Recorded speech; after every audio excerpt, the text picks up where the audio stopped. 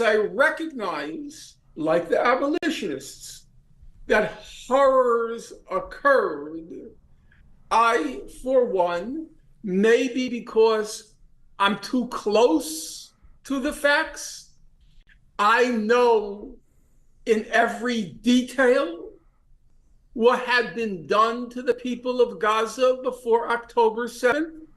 I'm too close to it. My innards writhe each time I read another human rights report. I squint and flinch when I think targeting amputees. This country is completely mad. It's lunatic. And this is not after October 7th. I'm talking about March 2018. Their hatred, their loathing, their contempt for these Palestinians. It's like, when I was a kid, I don't claim to be a saint. I'm not. I'm very far from it. If you knew my flaws, they would frighten and terrify you.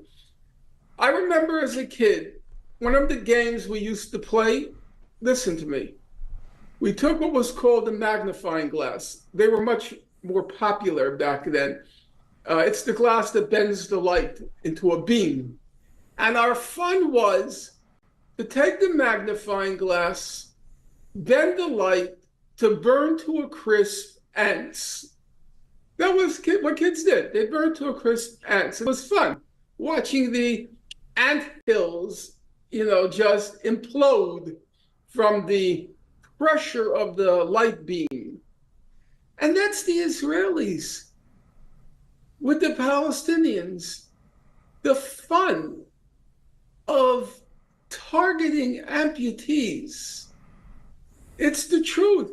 That's why when everybody now is shocked by the videos of the Israelis posting as they incinerate houses or kill Palestinians and how joyful they are and how euphoric they are, I'm not surprised at all.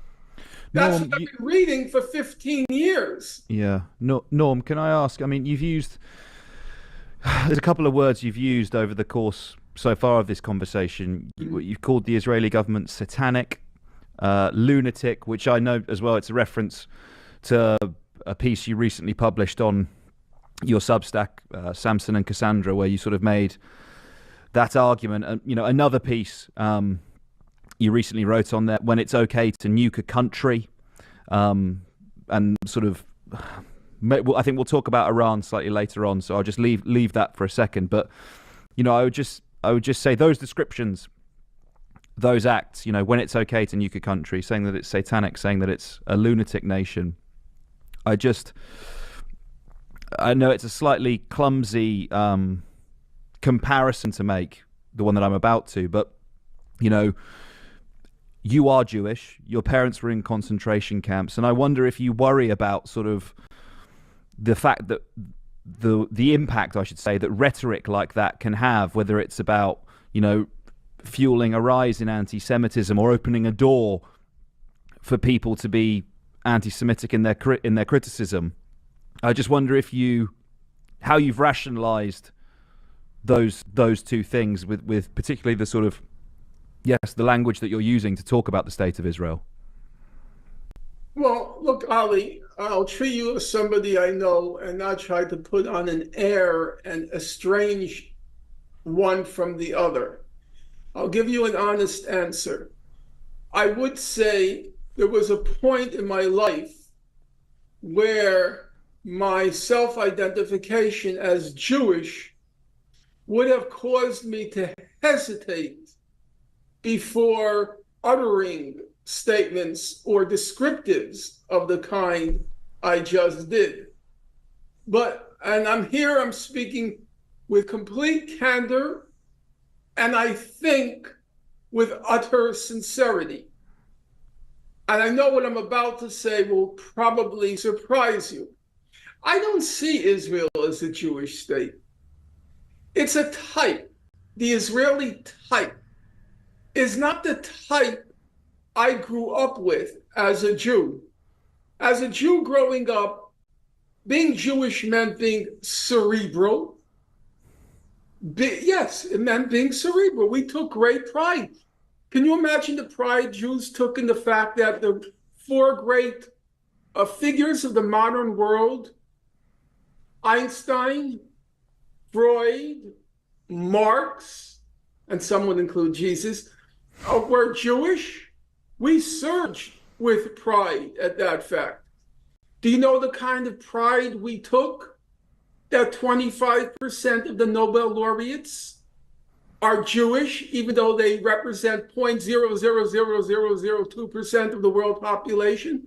Yes, the life of the mind loomed large being Jewish. It also meant being creative, and creative also with a kind of shlemiel. It's hard to translate shlemiel. It means kind of weakling aspect. So for us, a Jew meant Woody Allen. It did for us growing up. Or Franz Kafka with the big ears. You know, that was being a Jew. Lining up along a perimeter fence and targeting double amputees, sorry, that has nothing to do with a Jew or Jews as I grew up understanding that notion. So I don't feel Israel as a Jewish state. I don't. I think it's a lunatic state. So it doesn't, at this point in my life, I don't feel the kind of conflict personal conflict that you allude to. However, I do recognize that Israel calling itself a Jewish state and carrying on as it does is going to increase the danger of anti-Semitism. But that's a problem, in my opinion, first of all, created by the state of Israel. I would much rather it not call itself, Israel, the nation state of the Jewish people. I would rather call itself Israel, the nation state of the lunatic people, or Meshuggah. We have in Yiddish the expression Meshuggah, which means crazy. So the nation state of the Meshuggah people, that would, I think, diminish the prospects of anti-Semitism increasing as Israel carries on. And then the other side is, fortunately, we've reached a point where a large number of Jews have, to use an expression I heard a few months ago, have checked out of Hotel Zion, which is to say they don't want to have anything to do with the state, and that's a good thing. I've thought a lot about the one-state solution. I've done a lot of work recently thinking about binationalism. What would a federated authority look like? What's the history of calling for a federated binational vision?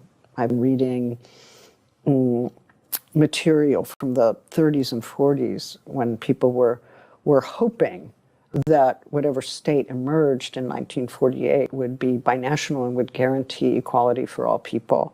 I want a political solution. I actually want a constitutional solution. I am not an advocate of violence, and I don't believe that understanding historically how Hamas formed after the bitter disappointment of the Oslo Accords, and understanding how its aims were established and how its aims were revised in 2017, that I think it would be useful to understand how they formed so that we might be more effective in convincing them to lay down their arms. That is my view. And unfortunately, though, you could just call them terrorists and be done with it. You could just call them evil and be done with it. But then we're learning nothing. And we're not learning how we might find an end to violence, which is my ultimate goal. I do shy away from using the phrase terrorism, right? Because I think it nearly always is a pejorative. It's nearly always used to describe your opponents. And whilst with the we might use the lexicon of, to describe the bombardment of Gaza as a war crime, why is it that what Hamas did on October 7th, why don't we say that that's a war crime? Why do we say that that's terrorism? And I often think the distinction is essentially kind of reveals your own biases. Yes. I understand that point. Yes. The thing I struggle to understand, that I heard you say in that previous interview, I think you used the phrase, you said that it wasn't an anti-Semitic attack. And I didn't really understand what you meant by that.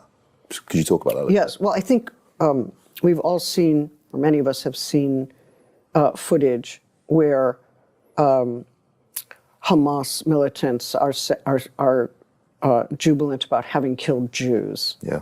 So that is clearly anti-Semitic, and there's no question about that. Do we think that Hamas is committing violence against Israeli citizens because primarily they are anti-Semitic, or do we think that these violent acts are part of a larger struggle to emerge from colonial domination? I think we have to open that question. I'm not saying that anti-Semitism isn't part of it. For many Palestinians, the only Jews they've ever met have been soldiers. I remember going to Ramallah and meeting people who said, oh, the only Jew I've ever met is a soldier. You're the first one. And I was like, wow, really? What does that do to your idea of what a Jew is? So, yeah. But I think if we say it's only or exclusively anti-Semitic, that they just hate the Jews, we're not understanding that they also hate living under colonial subjugation. Gaza has been under siege for decades. When it wasn't literally occupied as it is now, it was still under siege, and it did not have autonomy as a state or as a political entity. Doesn't have rights of movement. It doesn't have control over its own electricity and water, or even the amount of food or building materials that can come in through the border. It is surrounded by soldiers and has been. So that people want to be liberated from that life is no surprise. And I think if we say, oh, they just hate the Jews, we imagine that they would be happier being colonized by another group of people. So how do we think about the anti-colonial struggle and the way it is intermixed with anti-Semitism in this instance? I think it's complex, it's sensitive, but it certainly deserves some careful thinking. Israel in the US is not a foreign policy issue, it's a domestic issue. It's a purely domestic issue. And there comes many segments of the society, many actors, many pressure points, including the biggest Zionist organization, and that is not any Jewish organization. The biggest number of Zionists in the world are the Christian Zionists and the evangelicals, who believe in that dispensationalist theory that started here in England. And it's a long story. But also, it's not the only thing. There is the arms trade and the arms industry. There is the strategic element that, we needed a base in the Middle East to make sure that the Middle East is under some sort of control. And so far with all this, Israel for the West has proven to be a net burden. I mean, a net burden in every sense. A burden on our ability to maintain a world that is peaceful, a burden to maintain a region that has some economic opportunities. And you see, every time there is an issue in Palestine, it goes all over the world. It goes viral, it's a global issue. It visits you in the streets of London and Washington, and New York and Brussels and what have you. So perhaps we need to make sure that we continue with the people in the West, as we are doing with the British people. And we need to make sure, especially the younger generations, your generation, are going to look at this differently. And perhaps I believe that the battle is being won, including in the US. And you've seen the incumbents in the US, and the incumbents that started in Columbia and Harvard and here and there are not just something that happens suddenly. It's building up, and it's historic, because the last time it happened, something like this in the US, was in 1968, the anti-Vietnam War. So it takes generations to accumulate and to build up and to reach that peak moment. So I think in the US we have many good news, and in the UK we have. So Israel needs to think. It needs to think. It's the main reason why Israel was able to do all the atrocities it did since 1980, since 1948 until now. is because of the unconditional, unequivocal support by the West. That support is waning, absolutely waning. And while it might not be waning by governments and administrations, it's waning underneath all that. The public, the civil society, even the political parties, it's waning. And this logic for all these decades that you can only use your muscles but not your brain. And look what they have done in Gaza, look what they're doing in Lebanon. Muscles. Muscles means here mass violence, mass murder, mass destruction. That's muscles. While the West, they use brain with Israel, but never muscles. They use the carrots, never the stick. And I think we need to build a situation whereby the world uses, not only with Israel, but with any bad actor, a combination of carrots and sticks, like we did with South Africa, apartheid South Africa, and how the world managed to help collapsing that apartheid. The same has got to happen in our situation. In the immediate future, do you have hope when it comes to administrations and governments to see what's happening for what it is and to act and to use their, as you said, their muscle on Israel to bring an end, bring a ceasefire, and change the dynamic in the region? Oh yes, I'm very hopeful about that. And my hope is because of the people.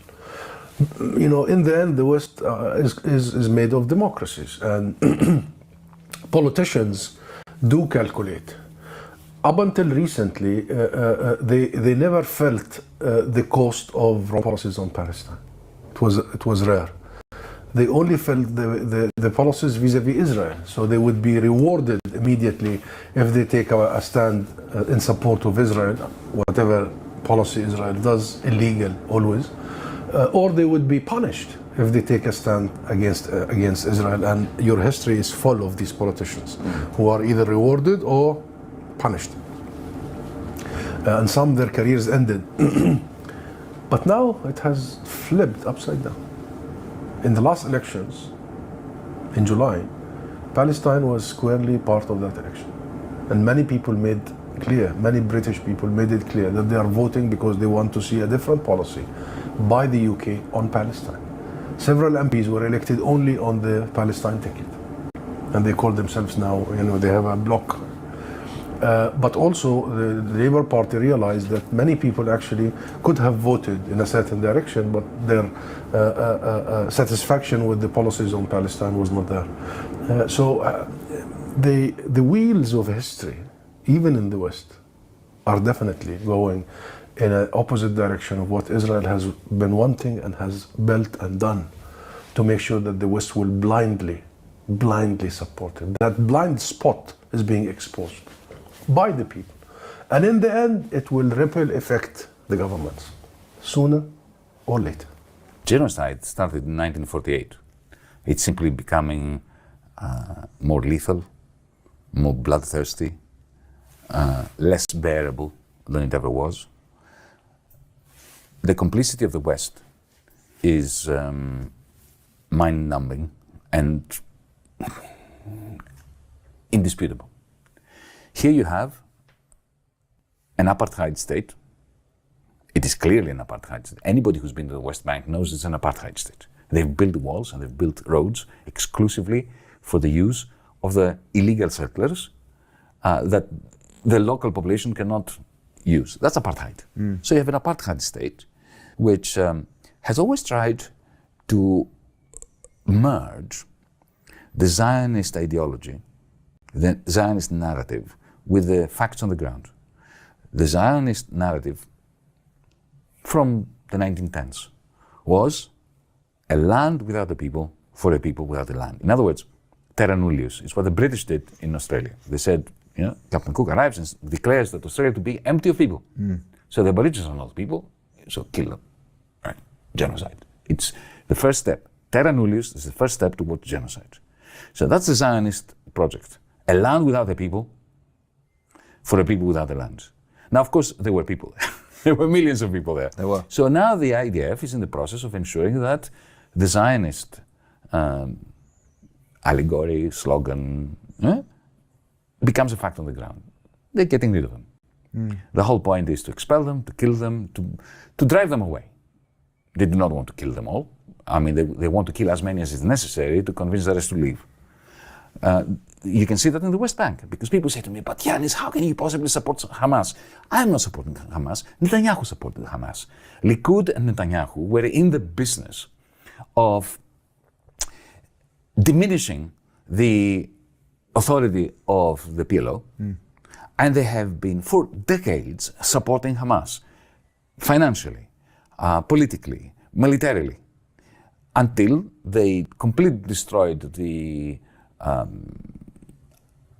capacity of the PLO, of the Palestinian Authority, to appeal to the Palestinian people, and only Hamas is left to represent them. And in any case, let's say that we press a button and Hamas disappear. They just disappear. And they're all convinced. They're brainwashed by some wonderful piece of artificial intelligence delivered by drones, to give up, to surrender. What happens in West Bank? Hamas are not there. The ethnic cleansing, the genocide is continuing there. And of course, you can see that they just want the land, not to mention the natural gas deposits, which are off Gaza. So this is what's happening. The West, especially those who claim to care about human rights, we must accept that we have now proven beyond dispute that we never cared, as countries, as polities, as establishments, as media, about human rights. We only cared about our human rights and the human rights of our friends, of our bastards, right? If you are not one of us, you don't have human rights. You can be bombed, you're never killed. Even if we kill you, you die. Whenever they say, hang on, what's happening? They are terrorists, right? So, never before has the West's image around the world been so terrible. What is happening is, at once, in the West, public opinion, conventional wisdom is solidifying its support for Israel's genocide, but the rest of the world is becoming more and more disillusioned with the so-called principles or ethical dimension of the Western polity, of the Western way of thinking. You mentioned drones there, and I would like to, if we have time, to cover the intersection of sort of techno-feudalism and this conflict. But can we just hone in for a second on sort of the shifting of Israel's stated war aims? Because initially we were told it's the destruction of Hamas, right? Which poses its own questions, because does that mean the military infrastructure? Does that mean the nurses that are employed in the Hamas-run health ministry, for example? But that was the initial stated aim. And gradually the rhetoric has changed to security control in Gaza. The rhetoric is shifting. And I wonder, first of all, what you believe the actual war aim is for Israel. And secondly, whether you think that aim is achievable. The original war aim has always been to take over the land from the river to the sea as part of a greater Israel, to expel half of the Palestinians and to keep the other half as bonded slaves. That was it. The original apartheid idea of the white supremacists, the Boers in South Africa. That's why we call it an apartheid state. That was always the case. Up until the 7th of October, that plan was working magnificently, because you and I were not even discussing Palestine, at least not to the extent that we are. Especially public opinion worldwide had accepted that it was over, that Israel had won, that the Palestinians in Gaza were fading. 60% of children before the 7th of October were malnourished. So the embargo was effectively killing them softly, slowly. And it was just a matter of time before, the people living there would want to get out.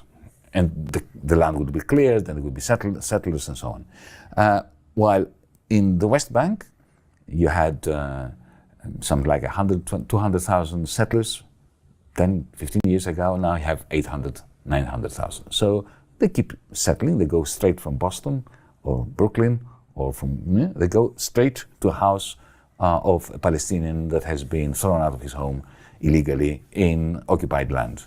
So that was the aim. On the 7th of October, Hamas's actions shook the military establishment, the intelligence establishment in Israel, because they realized that they had not contained them to the extent that they had hoped they would. But that was a magnificent opportunity for them, essentially to kill lots of Palestinians and to use that setback in their intelligence community as an opportunity for speeding up the process of genocide. That's what it is. And as far as Netanyahu is concerned, his war aim is that the war doesn't end. An endless war, because he knows that the moment it ends, he loses the prime ministership. You were in Brussels banging the drum is probably not the right way to describe it, but you have been vocal on Palestine in Brussels for years now. How did it feel to be, I suppose, coming against a brick wall almost, that you're trying to spread awareness and I mean, you only need to look at social media to see how much reception by the wider public you've gotten for your stance on this. But how did it feel to be within that space and not kind of see the reciprocity of your view? Well, I suppose, politics is a bubble. It's becoming increasingly a bubble in Ireland, whereas there's a disconnect from those in power with the people on the ground. But in Brussels, multiply that by 100. They're in a complete bubble of self-vindication where they are called, they answer the tune of corporate interests, be it the military-industrial complex, big pharma, big agri. That's who they answer to. And they obviously tell them that they're doing a great job. And within that, in terms of foreign policy, you did have a lot of Zionists in the parliament.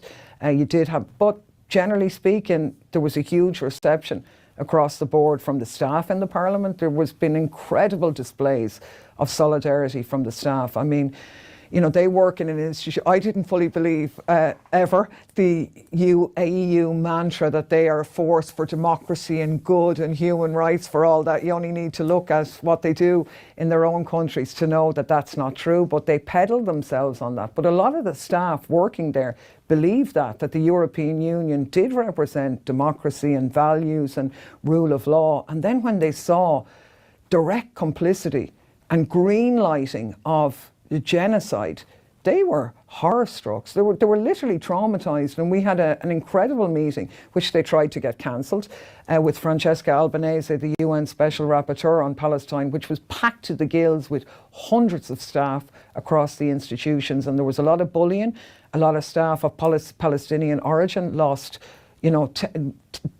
one man nearly lost 100 of his family there, and he worked in the institutions. Can you imagine working for an organisation and then hearing its leaders basically goading and continuing on that genocide? So you do it because you represent what's real, and that's a bubble, and they are the past. Like, Israel is finished after this. They have nowhere else to go, and it may not seem like that because the EU and the US have their backs at the moment, but I firmly believe that this is this generation's Vietnam. Things will never be the same after this, and a whole layer of young people and people who are older who never paid attention to this issue are not going to let it go until there is justice for Palestine and this issue is dealt with. It's absolutely tragic that it's happening at such a terrible cost and that still it continues, but it is the harbinger of a big change as well. So you have a job to do, you have a responsibility, and anywhere I got elected, I never saw it as an end in itself. People say, oh, vote for me and I'll do this. That's nonsense. I would say vote for me and I will use the platform to shine a light on issues that other people are afraid to go to because of the media or whatever. A lot of people in politics, they spend their lives trying to get elected, and then when they get elected, they just want to stay there. So they don't want to offend anyone, they don't want to do anything, they walk down the middle of the road. Not interested in that. We had a job to do. We were able to use the platform to voice the real opinion of the majority of decent Europeans, Americans and people all over the world, because we look at things in a really Atlanticist way here in Ireland. Our media is really Western focused, but the majority of the world's population lives in countries who don't think like that, who have a different view. We never hear that reflected, and it doesn't mean that anyone is right and anyone is wrong, but dialogue and an exchange of views and treating people with respect, honour and difference and all of that is the only way forward. But unfortunately, the administration in the US and in the EU now is being hijacked by the military-industrial complex, which Michael T said in a recent talk is the most dangerous organization on the planet. When there's like a more than heavier than usual attack, suddenly the Western go, oh no, Israel, that's too much, come on. It's like, but they were terrorists. There were people in the hospital and we had to go in and kill them. Oh, okay, all right. You know, like remember, I mean, you have to remember this scene when like Israeli forces like were dressed as doctors and nurses and went into a hospital in the West Bank and killed 3 people. Yeah. Why? It's like, because there are terrorists. Yeah, okay. And you know, like this is an example how Israel defines terrorism. 2010, there's a woman named Suad Zoyqat and her husband were killed. And then a few years later, she published a Facebook post that's like, may God unite us in heaven. And because of that post, she was accused of being a terrorist and she was put under detention in a prison for 8 months. This is how they define who's a terrorist. You know, they kill UN workers. Today, 7 people died from the International Central Kitchen. First, okay, it's Hamas. And it's like, oh, it's us, but oops, mistakes happen. Well, it's us. What can you do? Collateral damage.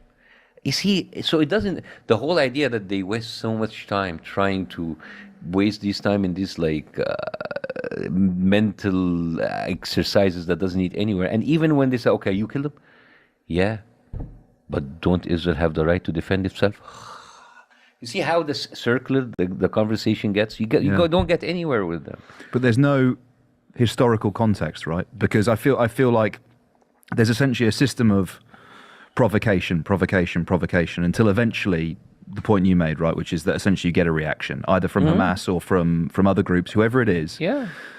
And as a result of which, when we discuss and talk about the most recent example is just, well, what about October 7th, right? But that kind of unitary approach to the history of it, you denude it of the context of decades of whether it's oppression, violence, terrorism from both sides enacting it on each other. No, don't say from both sides. Okay. Because this is unfair. You cannot compare an arsenal that is armed to the teeth. You know, it's a nuclear power, and you just like a few militants. You cannot just it doesn't work. It doesn't work. Especially like here's the thing, Israel wants you to think that everything started on October 7th. As if there was a ceasefire on October 6th. Actually, 2 weeks before October 7th, Israel did like 3 airstrikes in Gaza, just regular, normal. And before October 7th, there were 234 Palestinians were killed, 76 of them with children in the West Bank. That's normal. The idea of like they keep pushing you and pushing you and pushing you. So if you throw rocks, they break your limbs. If you take up armed resistance, you're a terrorist. If you sit put in your home, they will come in and use settlers to kick you out, like Sheikh Jarrah.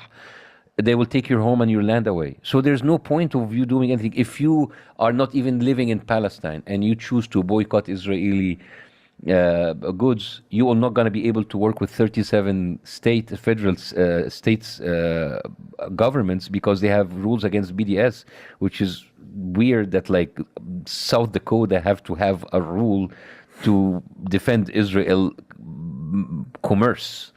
It just doesn't make any sense anymore. It just doesn't make any sense, and I don't know the whole idea about like trying to make like, oh, but they did this and they did this. No, this is all a reaction. They keep pushing you. As a matter of fact, I don't even know how come the 7 million Palestinians who live inside Israel have not all joined Hamas.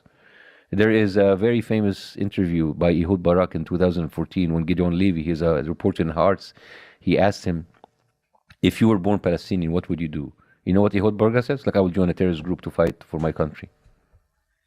And you have all of this in front of them, and the whole idea about Hamas. You have like Netanyahu admitting on tape that he was supporting Hamas and he was like letting money flow to them. It is right in front of you, and they have the audacity to deny it. And so like they look at your face like, I don't care. When I say both sides, I'm not drawing an equivalence between the actions from either side. I think it's clearly the power dynamic is asymmetrical, right? You know, you have on the one hand occupied people, and on the other you have one of the most high-grade militaries of anywhere in the world.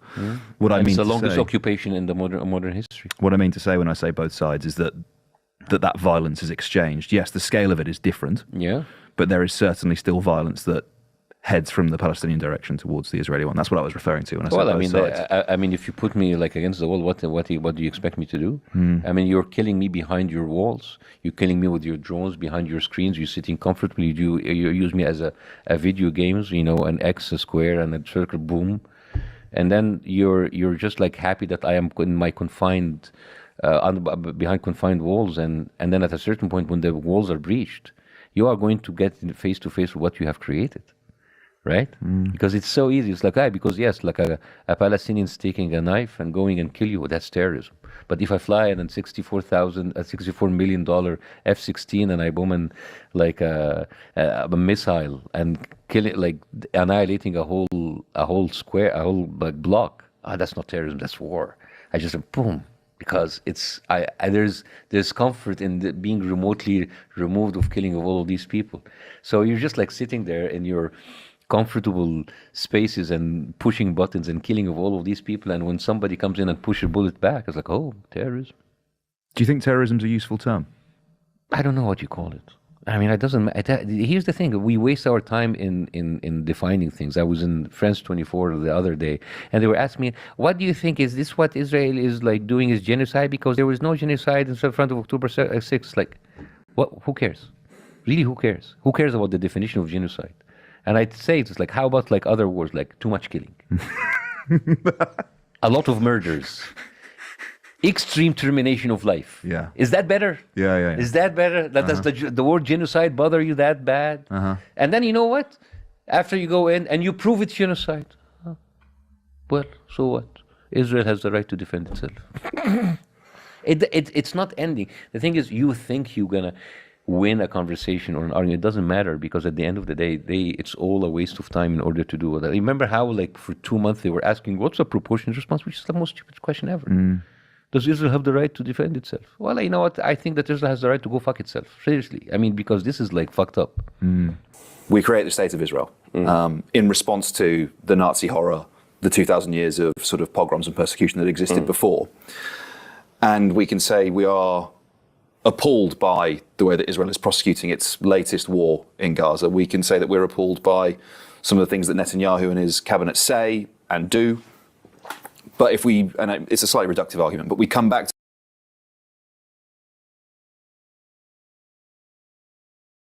to first principles, which is essentially that if we want to, in the way that we are.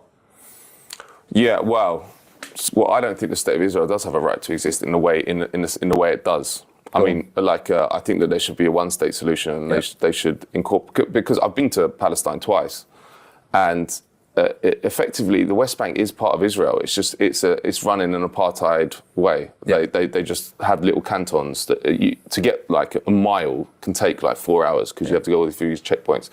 So there's different cards if you're Israeli or if you're Palestinian. Yeah, and like, let's be honest about how Israel's created. Yes, it is a British creation, right? The Balfour Declaration was 1917, so actually, and emigration was happening way before the Holocaust as well. So it wasn't explicitly a reaction to the Holocaust, although obviously that was used as a justification because of the horror that it was, that they needed their own country, the Jewish people. But it was created in 1948 when 800,000 people were ethnically cleansed from Palestine, indigenous people, put in little bits of territory like Gaza, West Bank. And then after 1967, Israel kept on expanding. There could have been a two-state solution. The UN partition plan of 1947, if you look at it, it's like, I mean, the Arab world didn't accept it, because obviously they wouldn't. Who's going to accept just an imposition of a Western colony? But it's like half and half. Like, and now, if you look at what Israel-Palestine is, it's just like this little strip in Gaza, which is basically destroyed. And then the West Bank is just chopped up into they call it Swiss cheese. That's what Israeli planners call it. So I don't think Israel has a right to exist if that's how it's going to operate. I think that Israel has a right to exist. I don't want to have a state. I don't believe a state should exist based on a one racial or ethnic group being supreme at all times. Because the other thing is 20% of the Israeli population are Palestinian, right? But they have to stay a minority. Otherwise, Israel will stop being a Jewish state, and that's the whole reason for it. So there's a lot of things that are offensive to progressive sensibilities that are mixed up with the fact that, of course, what you're talking about, the history of Jewish persecution and stuff. But the reality of it is it's a horror show. Like the West Bank it's worse. Like Desmond Tutu went there many years ago, and it was not even as bad as it is now, and he said it's worse than what we had in apartheid South Africa. So I think that what should happen is that they should allow all the refugees to go home. We don't want anyone to die. We don't want anyone to be killed. All the war criminals should. Seems such an obvious thing to say out loud. Do you know what I mean? But there has to be a way to allow some restitution and rectification of the massive crimes that have happened.